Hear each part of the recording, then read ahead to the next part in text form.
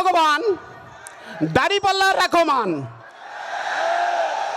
God আল্লাহ রেখো দাড়িপাল্লা, god ঈশ্বর আল্লাহ রেখো এবার দাড়িপাল্লা। ভাই সব উপস্থিত মঞ্চে বিভিন্ন স্তরের নেতৃবৃন্দ, সময় যেহেতু স্বল্প সবাইকে সালাম কালাম দেওয়ার সম্ভব না, সবারই প্রতি রইল আমার আদাব ও নমস্কার।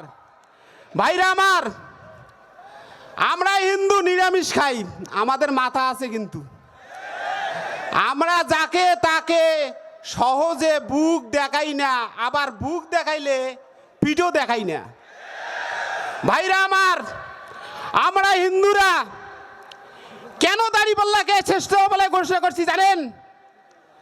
বলেন তো, রাজার যদি রাজ্যই না থাকে তাহলে জনগণ দিয়ে কি লাভ হবে?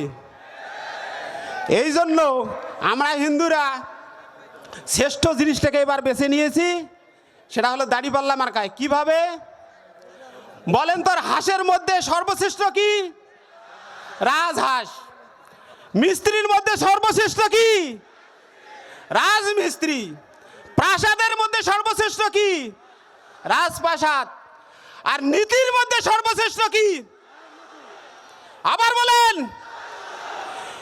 নীতির মধ্যে সর্বশ্রেষ্ঠ হলো ইসলাম। আপনারা ভুল বলেছেন, নীতির মধ্যে সর্বশ্রেষ্ঠ হলো ইসলাম। এবং এই ইসলামের নীতিকে আকৃষ্ট হয়ে আমরা হিন্দুরা এবার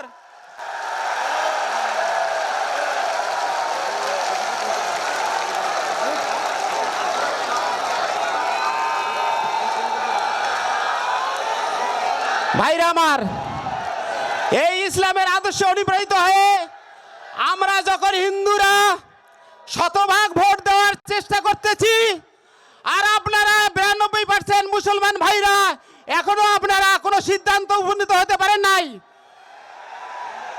তাই আমি বলছি, উলুক ভুলুক বাদ দেন। আমরা যখন আসছি আপনারা সবাই দাড়িপাল্লার পথে এসে দাঁড়ান। এই বলে আমি আমার সংক্ষিপ্ত কথা শেষ করছি। ভাইরা আমার, আপনারা সবাই দাড়িপাল্লার ভোট দিয়ে জয়যুক্ত করবেন, রাজু ভাইকে এমপি বানাবেন, শফিকুর ভাই রাজু ভাইকে মন্ত্রী বানিয়ে এই এলাকায় পাঠিয়ে দেবে ইনশাল্লাহ। নীলফামারীতে 4 জন ক্যান্ডিডেট আছেন ভাইরা আমার, লালমনিরহাটে 3 জন, আমরা 7 জন ক্যান্ডিডেটের প্রতি দোয়া চাচ্ছি।